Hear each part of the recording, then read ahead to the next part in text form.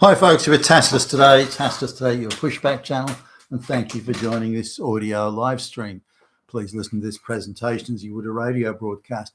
In this essay, I'd like to talk about the issue that's a debate that's raging across the US, but could be applied to other countries or any countries where they've got a substantial welfare system, and that is, should food stamps be, people that have food stamps, should they be allowed to buy, in effect, unhealthy foods? Now, this could be like, cola drinks that are high in sugar, or soda pop, as they call it in the US, or high salt things like some of the processed meats, or some of the frozen dinners, things like that, that have got a very high salt content, or say confectionery, candy, chocolate cake, all that sort of stuff, high sugar, any high sugar, high salt thing. Should that be allowed on the things that can be purchased on food stamps? Now, with food stamps, you're not allowed to buy, say, alcohol or cigarettes, for example, or as far as I understand it, anyway. So why not limit, again,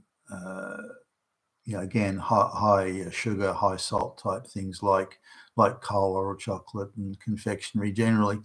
Now, there's a few sort of elements to this. Some are saying, well, hey, hold on a minute, that's the consumer choice. If the consumer, whoever has the food stamps, if the consumer wants to buy chocolate cake, or double chocolate, or whatever, then chocolate devil cake, and so why not? That's the consumer choice. That's what they want. Who are you to say what? And there's that side of it. On the other side, there's this. Well, hey, hold on. These things are obviously unhealthy. You can put on a lot of weight.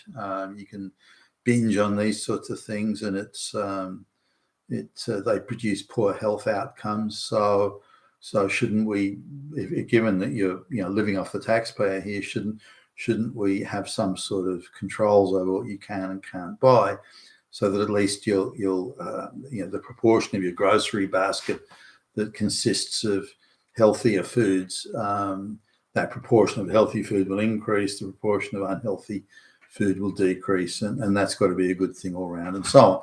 So there are arguments on going both sides. Now, the people that are typically, unless it's just a short-term disaster, they had an unexpected bankruptcy or something, unless it's something like that, people generally who are using food stamps are often, not always, but often intergenerational. They're often low IQ people. They're often people who they live just minute to minute, effectively. They're not thinking about next week or next month or next year. They're just living minute to minute and doing whatever makes them feel good right now. And so they're not thinking in terms of, well, is that a healthy food there? Well, this food has a higher salt content, so I won't buy that. I'll buy this. Well, this one has a higher vitamin B12 content, and I think I need that. They're not looking at it that way, assuming they even have the IQ to process the information like that. Many probably don't. Now, if you look at some 5'2" 300 pound person, then you can reasonably assume they're not eating a particularly healthy diet. So now you could argue, well, what's the quantity? They're eating 10 chocolate cakes a day, and if they only ate one chocolate cake a day, they'd be doing all right. So there are other things about quantity versus quality, and you can kind of about that. But it brought it home to me. Well, this was just a few days ago. I was in the grocery store, and there was an islander, a couple of islanders in there. This is Pacific Islanders. And there's an area, 5 kilometers from where I live. There's a cluster of buildings there, and they're government owned, and they stick islanders in there. Now, in islander culture, the girls are able to procreate really at 13, 12 or 13, even younger than that. So, you'd be surprised the amount of islander women who they've just turned 30, and their eldest child is finishing senior high school, or boys or men now, but boys are saying, so a 14-year-old boy being a father is nothing unusual. A 13, 12, 13-year-old girl being a mother, nothing unusual in these islander communities. Now, instead of having like family, there's a very matrilineal social structure, so that the children are identified by who their mother is, not their father. And the idea that one woman will have multiple sexual partners for procreation is considered completely normal and standard. Nothing surprising about it at all. Now, children aren't brought up in a family structure as we in the West, the patrilineal structure would see it. So instead, the whole village effectively brings up the child has many aunts, uncles, and cousins and nephews and nieces. So the whole village brings up the child, not the people who do the procreation are really just cogs in an overall sort of tribal family type machine. So when they come to a first world country like Australia, why Australia want to bring these people in large numbers is totally beyond me. But anyway, they do, and they invariably end up in social housing paid for by the taxpayer. They end up getting low paid, basic entry level labouring jobs, and that's all they do. And they pay, the costs of they're a net drain, a serious net drain on the tax system, because they contribute next to nothing in taxation because they're low paid jobs, and yet they're vast consumers of welfare, social housing, and food stamps. So I saw these two people, islanders, and their grocery trolley was packed high, and they were paying for it all with food stamps. I don't know how much, or food vouchers. I don't know how much these vouchers cover. Like, are they $100, $200, or how many vouchers? I don't know. How long are they valid for? I don't know any of those things. But so they've got the trolley, shopping trolley pile. That's a big trolley. It's not a small trolley. It's piled high, and it comes to over $300 of groceries, most of which is junk food. And in fact, hardly anything isn't junk food in there. Every imaginable sort of sweet cake and a donut with icing on it. The amount of cola drinks was just off the charts. Salty food, crisps and chips, that sort of stuff. In the packets, salty as fuck. And confectionery, chocolate cakes, all that type of thing. And you look at it, and I'm thinking, is there even a single healthy item? There's no fresh fruit. There's no fresh vegetables that I can see. The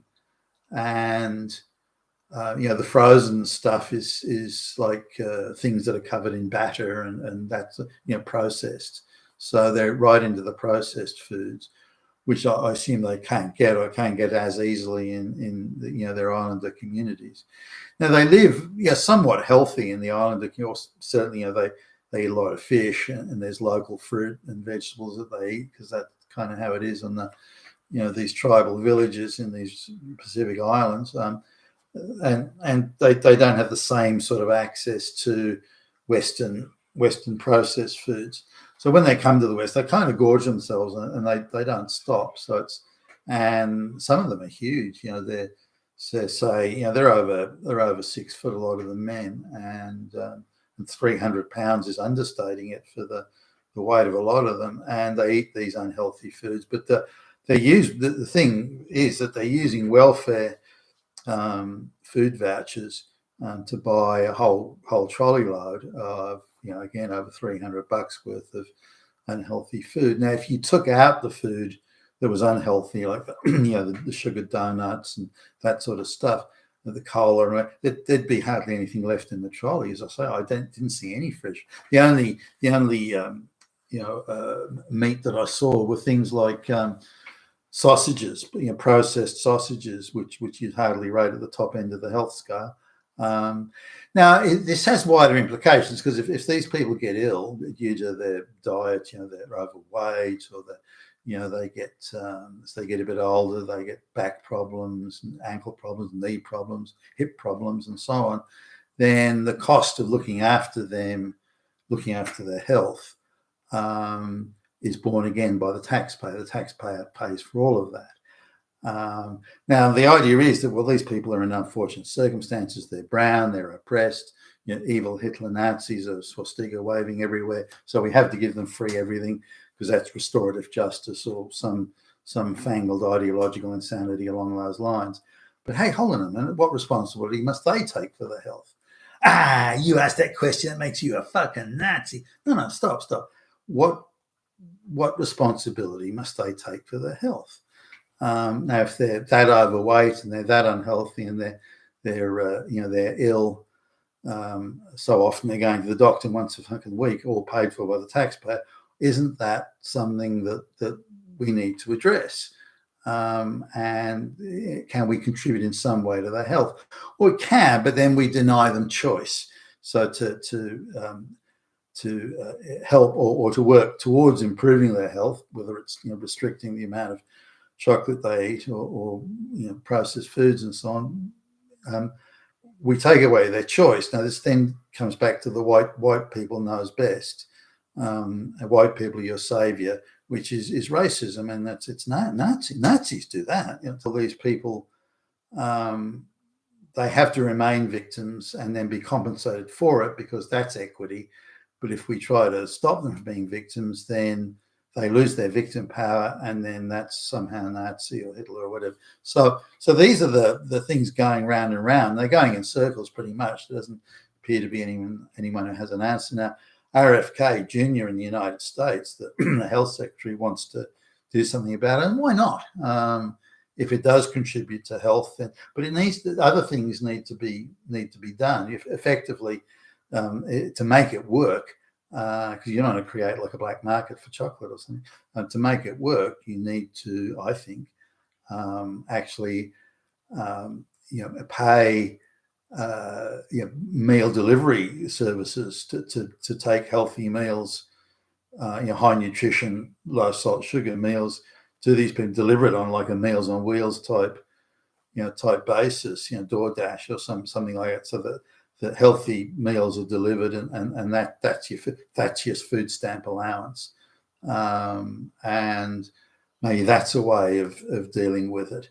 Now, if I, as a white guy, go to the hospital and say I need a hip replacement or knee replacement or something like that, then they will deny me those services until I meet a certain criteria, body weight, body mass, belly fat ratio, and I'll get put through the ringer and that sort of stuff. And if you're not fit enough or you don't meet that criteria, they won't do it. But if I'm someone on welfare, black or brown person on welfare, then I get all of those things without question, even though I may be back in the hospital in a year's time getting another knee replacement because I'm so overweight that it destroys the artificial knee they've put in. So there are various. So if I have to live in those, or other white people have to live with those restrictions and those confinements, then why should these brown or black people not be held to that same standard? So we're also talking about the bigotry of low expectations here. That, well, they're low IQ black brown people. What do you expect?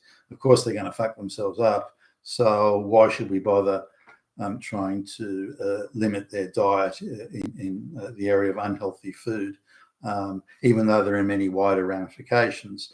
For example, if their weight increases to a certain point, their cognitive powers decrease because of the poor quality diet, then they become unemployable. Then there's no chance of ever getting them off welfare, and so on and so forth. There's a whole range of other issues, health, employment, this sort of thing, and surely that should be part of the wider debate. You've been with Tacitus today, your Pushback channel, and thank you for listening.